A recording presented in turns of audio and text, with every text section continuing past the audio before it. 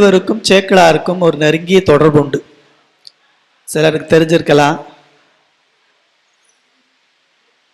கிபி 12ஆம் நூற்றாண்டில் அனபாய சோழன் என்று சொல்லக்கூடிய 2ஆம் குலோத்துங்க சோழன் சோழ பேரரசை ஆண்டு வரும்போது அவருக்கு ஒரு நாள் திடீர்னு ஒரு சந்தேகம் வந்துட்டு அவர் தன்னுடைய மந்திரியை கூப்பிட்டு கேட்டார், இந்த உலகத்திலேயே பெரியது எது? பொதுவாக பெரியதுன்னா நம்ம என்ன சொல்லுவோம்? பெரிய மலை, பெரிய கடல், மொத்தத்தில் இதெல்லாம் உள்ளடக்கிய இந்த உலகம். இப்போ அவருக்கு ஒரு சந்தேகம், மலையா கடலா உலகமா எது பெரியது அப்படின்னு. அமைச்சருக்கு அதுக்கான விடை தெரிஞ்சிருந்தாலும் பெரியவங்ககிட்ட எல்லாம் சொல்லும்போது சும்மா வாய்க்கு வந்தபடி போன போக்கில் எதையாவது சொல்லக்கூடாது. சரியான ஒரு பிரமாணம் சொல்லி தான் சொல்லணும். இப்போ அவருக்கு என்ன பண்ணன்னு தெரியல.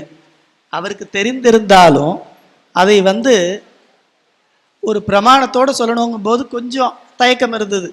அவர் என்ன பண்ணுறதுன்னு யோசிச்சாரு. ராஜா, நான் நாளைக்கு சொல்லட்டுமா அப்படின்னு வீட்டுக்கு போயிட்டார். வீட்டுக்கு போய் அதே ஒரே யோசனையாக இருந்தார். சரியாக சாப்பிடல, தூங்கலை. அவருடைய மகன் கேட்டான், அப்பா என்ன ஒரே யோசனையாக இருக்கீங்கன்னு. இப்போ அவர் சொன்னார், இல்லைப்பா திடீர்னு ராஜா அப்படி கேட்டுட்டாரு, அவருக்கு எப்படி சொல்லி புரிய வைக்கிறதுன்னு எனக்கு தெரியலன்னார். உடனே அவர் பையன் சொன்னார், இதுக்கு ஏன்ப்பா அவ்வளோ தயங்குறீங்க, 3 குறளை சொன்னால் முடிஞ்சு போச்சு அப்படின்னார். இந்த 3 குறள் என்னங்கிறது நம்ம எல்லாருக்குமே ஏற்கனவே தெரிஞ்ச குறள் தான். ஒன்று, நிலையில் தெரியாது அடங்கியான் தோற்றம் மலையினும் மான பெரிது. அதாவது இன்னைக்கு நமக்கு இருக்கக்கூடிய பணம், பதவி, புகழ் இதெல்லாம் நம்முடைய உழைப்பு, விடாமுயற்சி எல்லாத்துக்கும் மேலே இறைவனுடைய திருவுருளால் இப்போ நமக்கு கிடச்சிருக்கு. இதுக்கு முன்னாடி இல்லை, நாளைக்கு இருக்குமான்னு தெரியல. அதனால் இதெல்லாம் வந்துட்டதுனால ஒருத்தர் ரொம்ப நான் பெரிய ஆள் ஆயிட்டேன் அப்படின்னு நினச்சி ஆடினார்னா அது சீக்கிரம் முடிஞ்சு போகும். அதனால் எவ்வளவு உயர்ந்த நிலை வரும்போதும் இறைவனுடைய திருவுருள் அப்படின்னு சொல்லி அடங்கி இருக்கிறார் ஒருத்தர்னா அவருடைய நிலைமை மலையை விட பெரியதுங்கிறார். அடுத்தது, நாம் உதவி செய்யும் போதே ஒரு ஆளுக்கு பிற்காலத்தில் ஏதாவது நமக்கு ஒரு கஷ்டகாலம் வரும்போது நமக்கும் உதவி பண்ணுவார்னு நினச்சே தான் அதை பண்ணுறோம். இன்னைக்கு பிள்ளைங்களை வளர்க்கும் போது கூட வயதான காலத்தில் நம்மளை பார்த்துக்குவாங்கன்னு நினச்சி தானே வளர்க்குறோம். அது நடக்குதா இல்லையாங்கிறதெல்லாம் அப்புறம். இருந்தாலும் ஏதோ ஒரு எதிர்பார்ப்போட ஒரு உதவியை பண்ணுறோம். உள்ளுக்குள்ளே எப்படின்னா வெளியில் இருக்கவங்களுக்குள்ள எப்படி.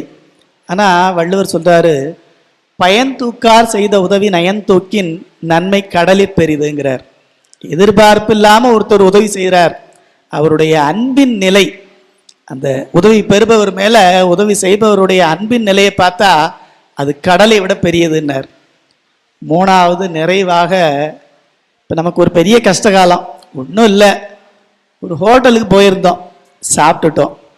இப்போ பணம்லாம் யாரும் எடுத்துகிட்டு போகிறதில்ல, எல்லோரும் அப்படி ஃபோனை காட்டிட்டு வந்துடுறாங்க, ஜிபே அனுப்பிச்சி விட்டுறாங்க, இல்லைன்னா அப்படியே காட்டிட்டு வந்துடுறாங்க. திடீர்னு ஃபோன் சுவிட்ச் ஆஃப் ஆகி போச்சு. என்ன பண்ணுறது? அவர்கிட்ட போய் சொல்ல முடியுமா ஃபோன் சுவிட்ச் ஆஃப் ஆகி போச்சுன்னு? அப்போ நமக்கு தெரிஞ்ச ஒருத்தர் என்னங்க 100 ரூபாயா நான் தரேன் அப்படின்னு சொல்லி கொடுத்துட்டார். 100 ரூபாங்கிறது ஒரு சாதாரண பணம் தான். இருந்தாலும் அந்த இடத்துல அந்த 100 ரூபாங்கிறது கிடைக்காம போச்சுன்னா நம்மோட நிலை ரொம்ப பரிதாபத்துக்குரியதாக போகும். அதான் சொல்கிறாரு, காலத்தினால் செய்த நன்றி சிறிதெனும் ஞாலத்தின் மானப்பெரிதுன்னார். அப்போ கடலை விட பெரியது எது, மலையை விட பெரியது எது, இதையெல்லாம் உள்ளடக்கிய உலகத்தை விட பெரியது எது? இந்த 3க்கும் ஒரு விளக்கம் கொடுத்து இந்த 3 குறளையும் சொல்லுங்கப்பான்னு சொல்லிட்டார்.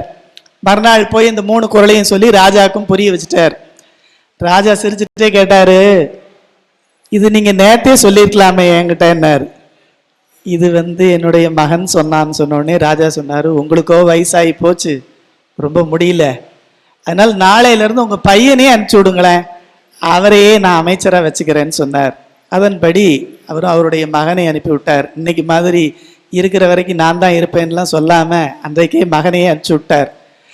அனுப்பிச்சி விட்ட உடனே என்னாச்சு, அவர் சாதாரணமாக அவரை வச்சுக்கல, உத்தம சோழ பல்லவராயன் என்னும் விருதை வழங்கி அவரை முதலமைச்சராக்கிக்கிட்டார்.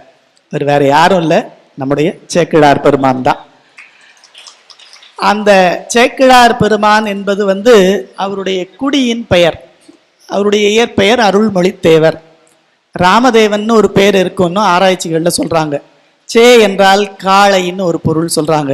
அந்த காளையை உடையவராக, கிழார் என்றால் அதை உடையவராக, இந்த காளையை வைத்து உழவு தொழில் செய்யும் சைவ வேளாளர் நற்குடியில் பிறந்ததால் அவரை சேக்கிழார்னே அழைக்கிறோம்.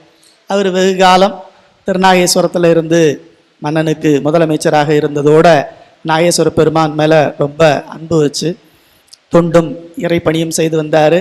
அதுக்கப்புறம் ராஜா சீவக சிந்தாமணியை கேட்பதில் பெரும் ஆவல் கொண்டிருந்ததுனால இது சிற்றின்பத்தை கூறும் நூல்னு சொல்ல, அப்போ பேரின்பத்தை சொல்லும் வரலாறு நீங்கள் சொல்லுங்கன்னு கேட்கும்போது அடியார் பெருமக்களுடைய வரலாறு சொல்கிறாரு.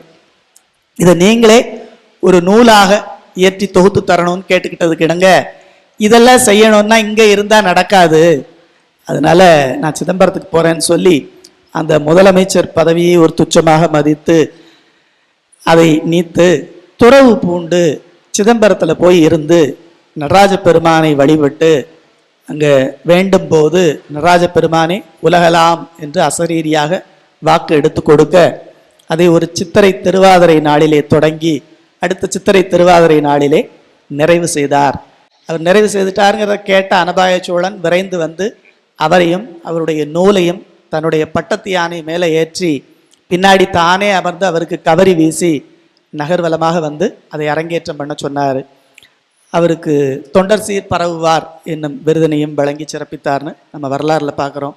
சேக்கிழார் பெருமான் அருளிய அந்த பெரிய புராணம் நம்முடைய தமிழ் இலக்கியம் பக்தி நூல்கிறதை கடந்து தமிழர்களுடைய வாழ்வியல் முறை என்று சொன்னால் அது மிகையாகாது.